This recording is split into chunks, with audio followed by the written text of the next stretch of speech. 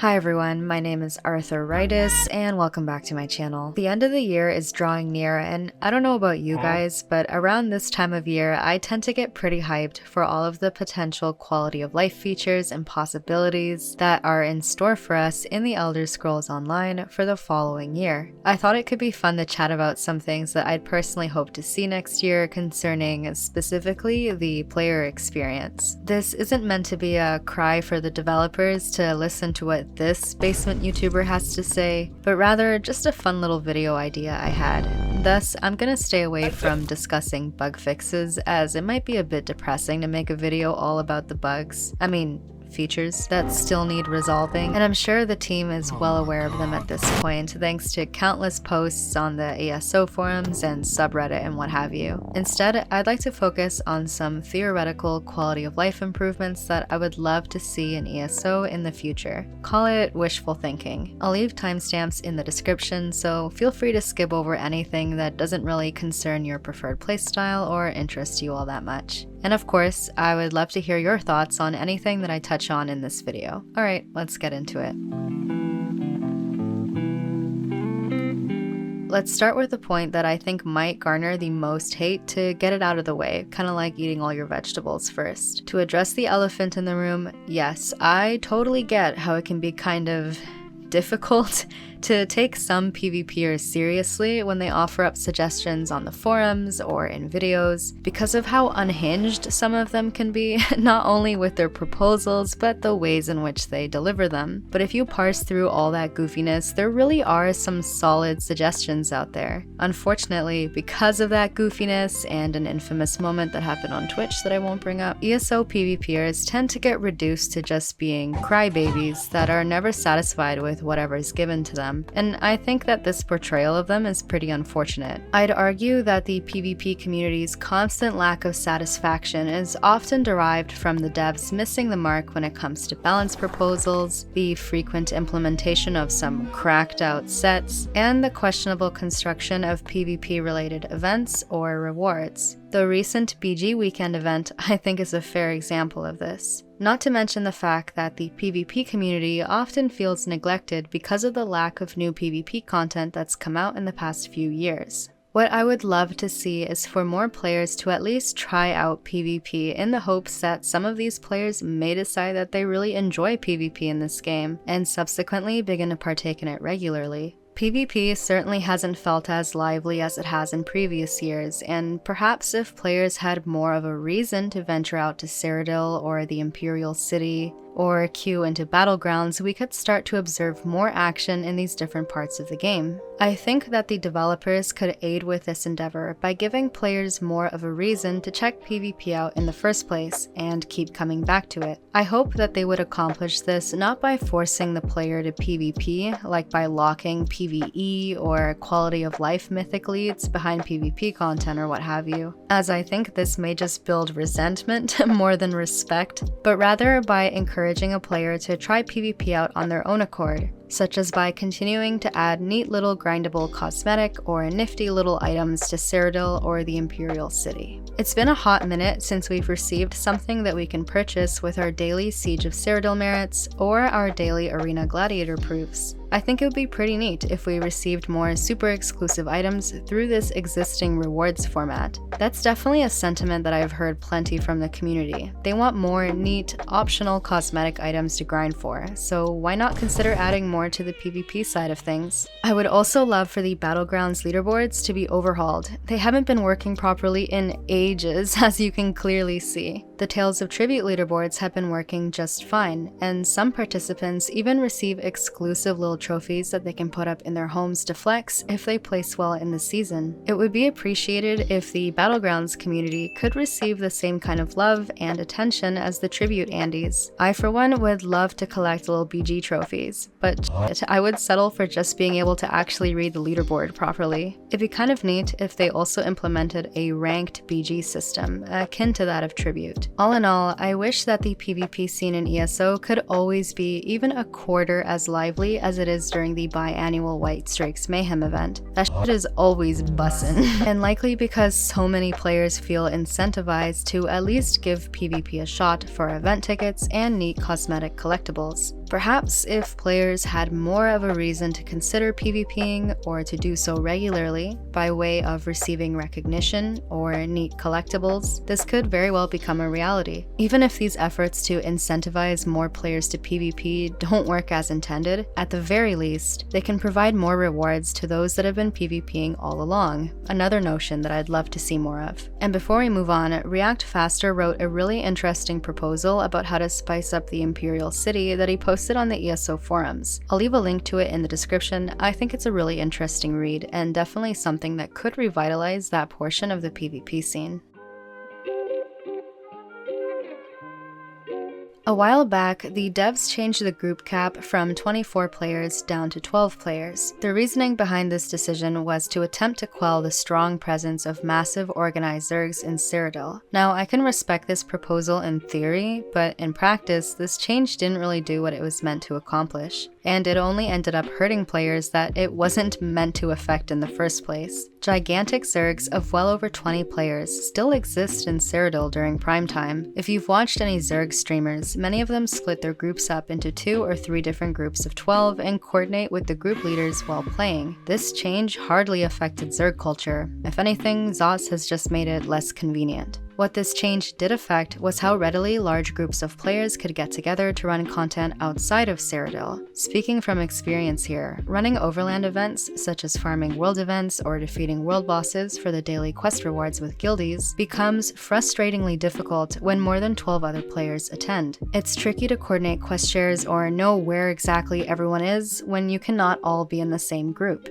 It always sucks when a 12th guildie X's up in guild chat looking to join the group for a guild-wide event and there simply isn't any room for them. It always puts me in an awkward position as I try to scramble for a solution to this dilemma, as it's not always so straightforward. Guilds can have up to 500 players in them. I would say that it's fairly reasonable to expect more than 12 players to want to group up for an event. I don't think there's ever been an issue with groups of 24 players in overland zones, the way there may have been in PvP, so I really wish that ZOS would consider allowing groups of this size once again for overland content.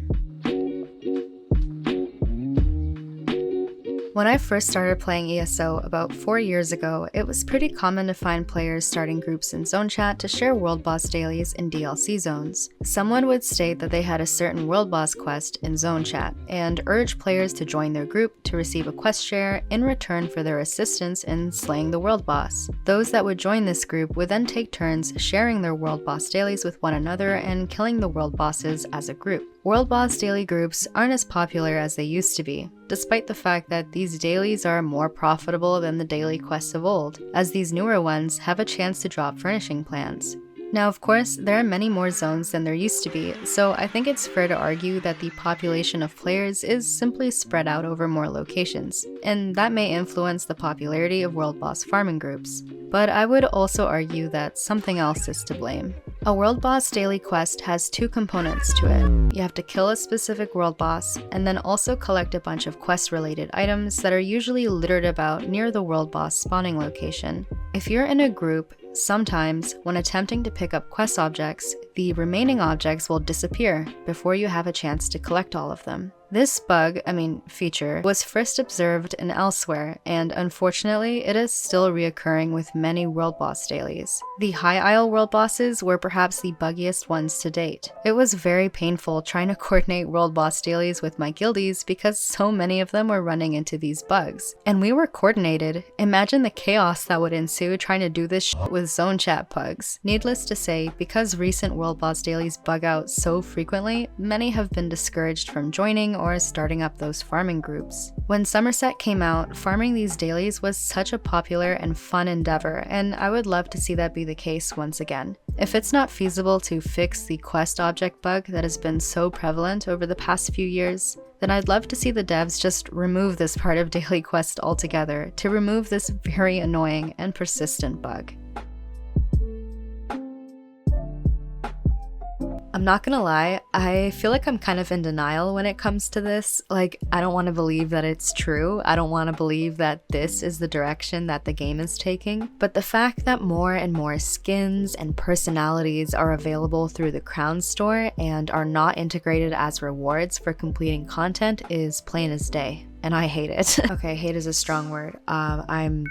I'm really not a fan. I've said it a billion times, but some of the best times that I've had in ESO consisted of progressing through challenger achievements with my 4-man group at the time. Not only was it really fun to be learning tougher PvE content together with friends for the first time, but the rewards that we'd receive for successfully completing these endeavors were the cherries on top, and one of the greater motivators for attempting to tackle this harder content in the first place. The prog is temporary, but the drip is eternal. Unfortunately, ZOS has not been adding as many skins or personalities as rewards for completing vet content as they used to back when Dragon Bones and Shadows of the Hiss and Wolf Hunter came out, instead relegating more of these kinds of cosmetics to the Crown store, specifically as rewards found in Crown Crates, ESO's loot box system. To echo what I've mentioned when talking about PvP earlier, I would love to see the return of really sick cosmetic items as rewards for completing tougher PvE content. This could incentivize players to try out something a little more challenging and reward them for it. Listen, ZOS can keep adding 100 or 400 Crown Gem personalities and skins to the Crown store. Go chase that bag, sis. But I think it would be really cool if we could also earn some of these kinds of things by progressing through content, the way that we could in the past. I'd love to see the return of rewards akin to those from old DLCs in the future.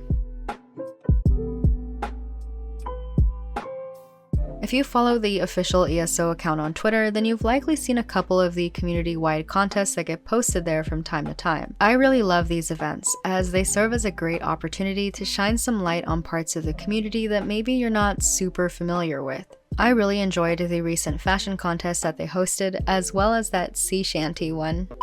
Way, hey, over and down as the sunlight glisters. I've noticed an increase in the amount of these community contests recently, and I hope that the ESO team behind them keeps at it. They've been killing it.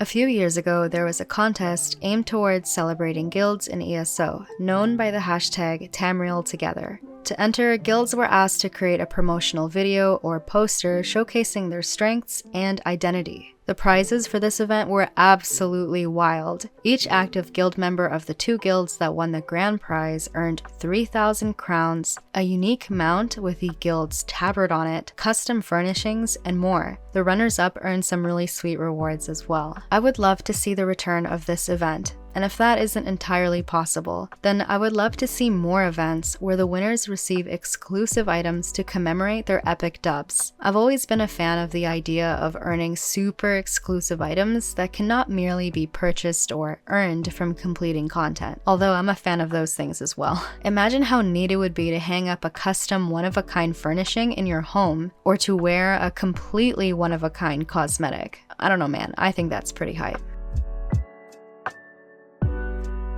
Something I've noticed is that the devs have slowly but surely been implementing base game features that do what add-ons have done for the past several years. We've observed this with the multi-class system and the armory and the timers on skills, for example. I think a part of the game that could benefit from this treatment is the trading scene. Trading in ESO can feel really daunting, especially to players that are used to the global auction or trading house model. Trading add-ons such as Master Merchant, TTC, or ATT, as well as resources such as the TTC website, can help players navigate the market and come up with better prices for their items. However, these add-ons and sites are not available to players that play on console. Even players that play on PC are not always aware of the existence of these tools, nor how to utilize them properly. Although I'm not sure how viable it would be, I think it would be really neat for pricing information to be available to players in-game without the use of add-ons. This could help traders come up with more accurate prices anytime they consider listing their wares. The Guild History tab does keep track of sales data, but perhaps there could be a way to showcase this data more readily to players, or to allow players to search for the previous sales history of a certain item within the guild without having to consult an add-on. I think some quality of life features that benefit the traders of ESO across all platforms would be pretty neato. Just for funsies, before we wrap up this video, I just wanted to list off a few things rapid fire style that I don't think are ever going to happen, but if they did, I would prepay for 10 years of ESO Plus. You hear me, Todd Howard? I would buy all 18 different versions of Skyrim to express my gratitude. Capes. We need capes, man. How am I supposed to complete my drip without a cape? Harvestable gardens or garden pots that we could place in our homes so that we could gather flowers from them every once in a while. Stardew Valley who? I don't know her. A sword and spell skill line. Or maybe sword and staff like my man Gandalf. I'd say flying mounts, but I think the singular server hamster would spontaneously combust if those were implemented. More hairstyles, especially nice curly hairstyles, because the by kind it's humid one looks pretty ranked dueling tournaments or a 2v2 arena. A complete overhaul of the pricing of items in the Crown store. There's no reason why a transmute station or a handful of furnishings or some tri-staff pots should be worth this much, and I am not forking over 50 bucks, enough to buy a whole ass game for this dinky ass looking horse. And lastly, please, for the love of Oriel, let me mount in Cyrodiil, man. Alright, that's all for this video. Besides obvious bug fixes, what else would you love to see in the Elder Scrolls Online in the future? Feel free to inhale some hopium and tell me about it in the comments. Thank you all for watching until the end, and thank you to my YouTube members for sponsoring this content. Take it easy, gamers, and I'll see you in the next video. Cheers.